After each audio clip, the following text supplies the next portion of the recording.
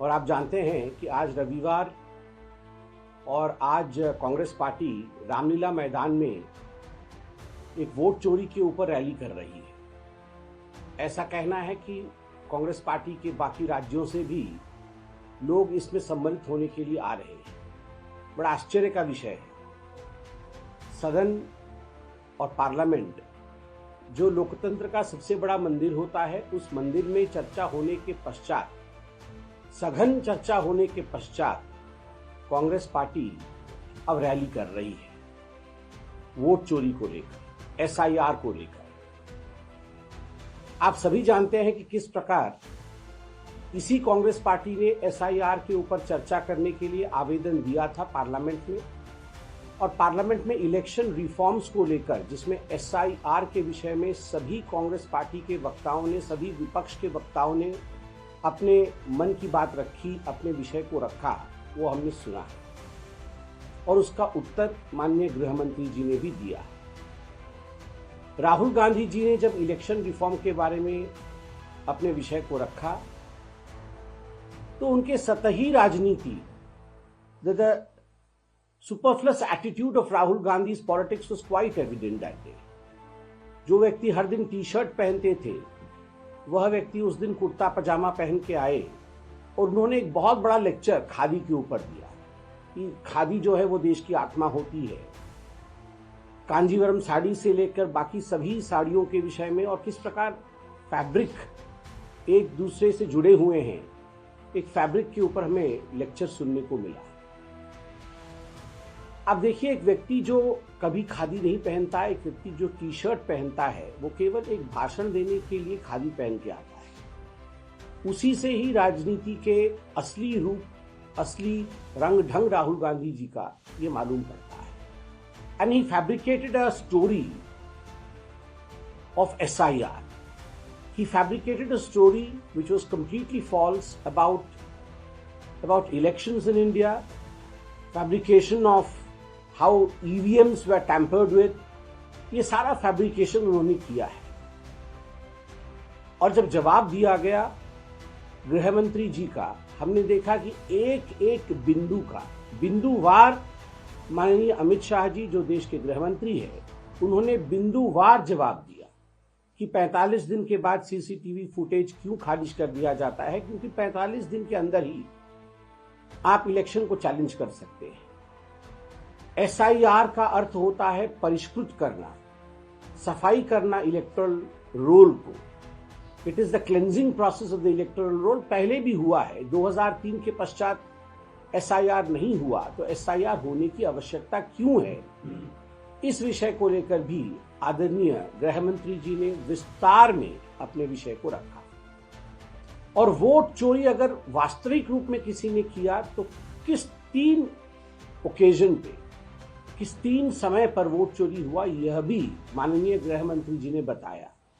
एक, जब नेहरू जी और सरदार वल्लभ भाई पटेल, दोनों में से कौन प्रधानमंत्री बनना था, इसको लेकर किस प्रकार नेहरू जी को एक वोट मिलने के बावजूद वो प्रधानमंत्री बने, वोट चोरी का ये सबसे बड़ा वाकया था। दूसरा, 1971 में रायबरेली से इलेक्शन किस प्रकार करप्ट प्रैक्टिसेस के माध्यम से इंदिरा गांधी जीती थी, ये वोट चोरी का एक बहुत बड़ा उदाहरण था। और तीसरा, अभी जो नोटिस इशू हुआ है दिल्ली के कोर्ट से आदरणीय सोनिया गांधी जी को, जिसमें 1980 में उनका नाम इलेक्टोरल रोल में दिल्ली में आता है, नई दिल्ली पार्लियामेंट्री कॉन्स्टिट्यूएंसी से, जबकि 83 में वो भारतवर्ष की नागरिक बनती है, तो स्वाभाविक रूप से यह वोट चोरी का विषय था। ये सब विषय कांग्रेस पार्टी ने सुना, वो मौजूद थे सदन में। ईवीएम मशीन, जब वो चुनाव जीते तब वोट चोरी नहीं, जब भारतीय जनता पार्टी चुनाव जीती तब वोट चोरी।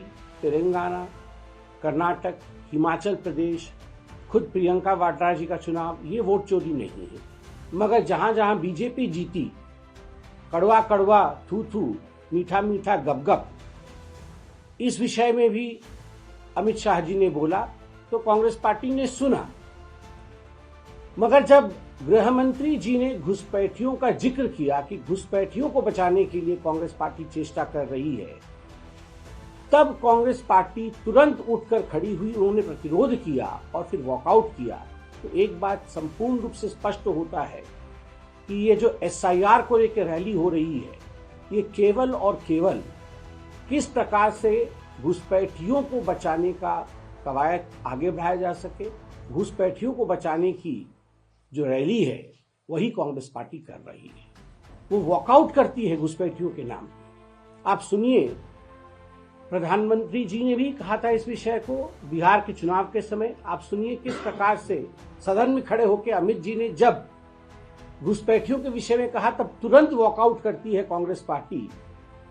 स्वाभाविक रूप से कांग्रेस पार्टी को सोचना होगा कि आखिरकार ये जो अपीजमेंट की राजनीति है, तुष्टीकरण की राजनीति है, कब तक ये करेगी। और मैं आज भी पूछना चाहता हूं राहुल गांधी जी से कि राहुल जी, अभी भी शायद 10 दिन शेष हैं। आपको अगर लगता है कि बिहार के चुनाव में किसी सीट पर गड़बड़ी हुई है तो अभी भी 45 दिन में 10 दिन शेष होंगे जब आप जाके कंप्लेंट कर सकते हैं। कोई कंप्लेंट नहीं, एक भी कोर्ट में केस नहीं, इलेक्शन कमीशन में एक भी किसी बूथ के ऊपर कंप्लेंट नहीं, मगर आप रैली कर रहे हैं।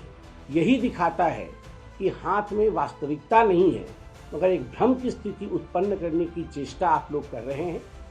लाख कोशिश कांग्रेस पार्टी भटकाने की कर ले और हमारी संवैधानिक संस्थाओं को अपमानित और बदनाम करने के लिए कर ले, मगर विदेश भी जानता है, पूरा विश्व जानता है कि भारतवर्ष का लोकतंत्र एक बहुत सघन लोकतंत्र है और इसे हिलाया नहीं जा सकता है। धन्यवाद। कोई प्रश्न हो तो अवश्य पूछे।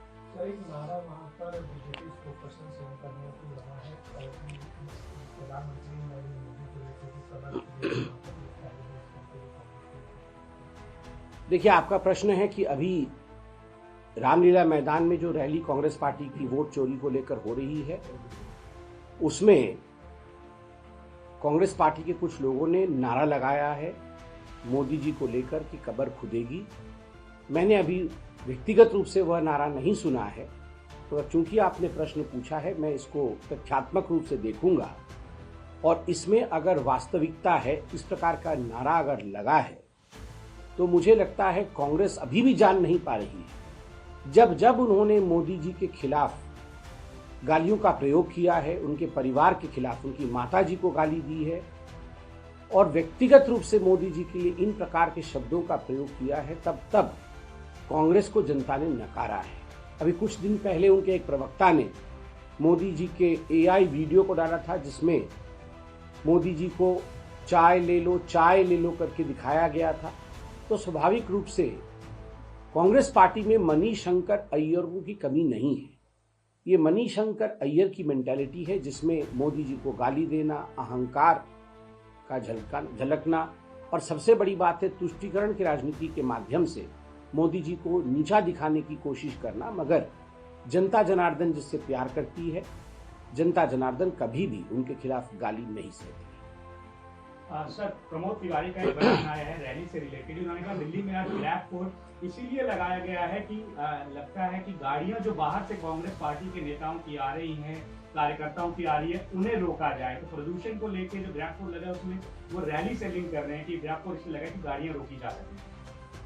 देखिए, ये जो ग्रैब फोर्स दिल्ली में लगी है, आपका प्रश्न है कि प्रमोद तिवारी जो कांग्रेस के बड़े नेता है, उनका आक्षेप है, उनका ये कहना है कि भारतीय जनता पार्टी की सरकार ने ग्रैब फोर्स इसलिए लगाया ताकि हम कांग्रेस की गाड़ियों को अंदर नहीं आने दे सके। मुझे तो बड़ा आश्चर्य लगता है कि कांग्रेस सदन में खड़े होकर, राहुल गांधी जी परसों ही कह रहे थे कि बहुत पोल्यूशन हो रहा है और हमें इस पर चर्चा चाहिए, और मैंने देखा किरण रिजिजू जी वो खड़े होकर कहते हैं कि इसमें बाई पार्टीशनशिप के साथ हम सभी पार्टी एक मत होकर काम करेंगे और किस प्रकार पोल्यूशन कम हो उसके लिए चिंता करेंगे।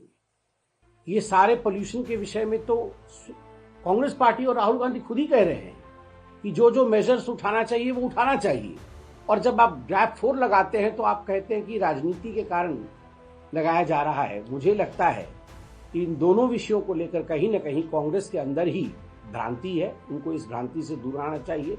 वैसे भी कोई लोग इनकी रैली में पार्टिसिपेट करने के लिए इच्छुक भी नहीं होंगे कि बहुत सारे लोग आ रहे हैं और हम उनको रोकने की चेष्टा कर रहे हैं, कदाचित ऐसा नहीं है। धन्यवाद।